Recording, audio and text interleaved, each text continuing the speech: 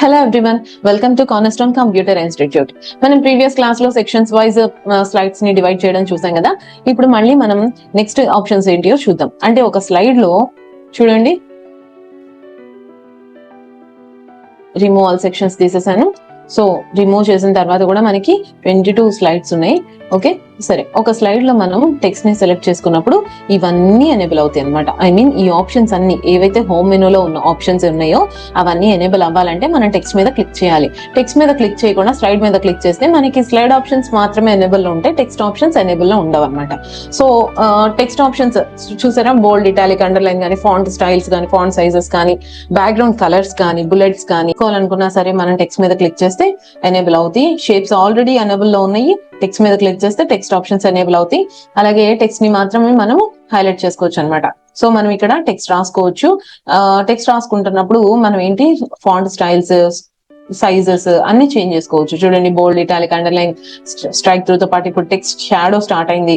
Power point లో different ఉన్నాయని చెప్పాను కదా, చూడండి shadow. So shadow means like this, ఇలానే ఉంటుంది అనమాట. ఇప్పుడు నేను నార్మల్ టెక్స్ట్ ఇలా ఉంది కదా, లైక్ నేను మీకు డిఫరెన్స్ కూడా చూపిస్తాను చూడండి. ప్రీవియస్ పవర్ పాయింట్ ఇది. ఓకే, నేను ఇప్పుడు కాపీ Ctrl+C చేసి అందులోనే Ctrl+V చేస్తున్నాను, చూసారు కదా. So Ctrl+C Ctrl+V, copy paste. So నేను ఒక్కటి సెలెక్ట్ చేసి షాడో అప్లై చేస్తున్నాను. సో చూడండి, షాడోది ఎలా ఉందో, నార్మల్ది ఎలా ఉందో. స్ట్రైక్ త్రూ తర్వాత ఇది వచ్చేసి వెరీ టైట్, నార్మల్, లూజ్ అంటే ఏంటంటే టెక్స్ట్ మధ్యలో ఉన్న గ్యాప్ ని ఇది డిసైడ్ చేస్తుంది అనమాట. అలాగే ఇక్కడ చూడండి, సెంటెన్స్ కేస్ అప్పర్ కేస్ కానీ లోయర్ కేస్ కానీ మార్చడానికి ఇది యూజ్ అవుతుంది. Sentence upper case lower case అంటే ఏంటంటే, ఇప్పుడు నేను పి ఒక్కటే క్యాపిటల్ లో రాశాను కదా, మిగిలినవన్నీ స్మాల్స్ లో ఉన్నాయి. సో ఇప్పుడు నేను ఏం చేస్తున్నానంటే, మొత్తం అన్ని క్యాపిటల్స్ లోకి మార్చాలనుకున్నప్పుడు నేనేంటి, డిలీట్ చేసేసి మళ్ళీ క్యాప్స్ లాక్ ఆన్ చేసి రాసుకునే పని లేకుండా ఇక్కడ ఏం చేస్తున్నాను, డైరెక్ట్ గా అప్పర్ కేస్ అని క్లిక్ చేస్తున్నాను. సి, మొత్తం క్యాపిటల్ లెటర్స్ లో వచ్చేసినాయి, చూసారా.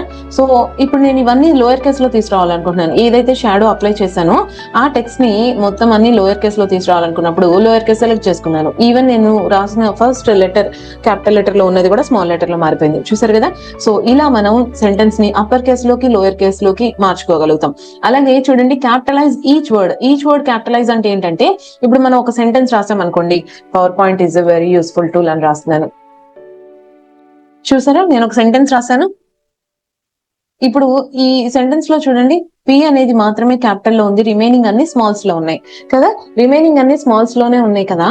ఇప్పుడు నేను వీటిని ఫస్ట్ లెటర్ అప్పర్ కేస్ పెడుతున్నాను. చూడండి, అప్పర్ కేస్ అంటే నేను అప్పర్ కేస్ సెలెక్ట్ చేయట్లేదు, capitalize each word. Each word, every single word means power point చూడండి, first letter capital letter, and is చూడండి first letter capital letter, and a first letter capital letter, and very లో first letter capital letter, useful లో first letter capital letter.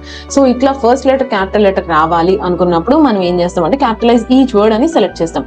అలాగే toggle case అంటే ఏంటి చూద్దాం. Toggle case అంటే ఏంటంటే, ఏవైతే అప్పర్ కేస్ అంటే ఇప్పుడు మనం రాసిన టెక్స్ట్ లో ఏవైతే అప్పర్ కేస్ లో ఉన్నవన్నీ లోయర్స్ అవుతాయి, లోయర్ కేస్ ఉన్నవన్నీ అప్పర్ కేస్ మారిపోతాయి. అదే టాగల్ కేస్ అంటే. చూడండి ఒకసారి నేను టాగల్ కేస్ చేస్తున్నాను చూడండి. ఇప్పుడు మనం ఏం చేసాం, capitalise each word. Capitalise each word లో ఏమైంది, ఫస్ట్ లెటర్ క్యాపిటల్ లెటర్ అయింది. టాగల్ కేస్ లో ఏమవుతుంది చూడండి, ఫస్ట్ లెటర్ స్మాల్ అయింది, రిమైనింగ్ లెటర్స్ క్యాపిటల్ అయినాయి. సో రివర్స్ అన్నమాట టాగల్ కేస్ అనేది. Okay, that's the today's class. Thank you so much.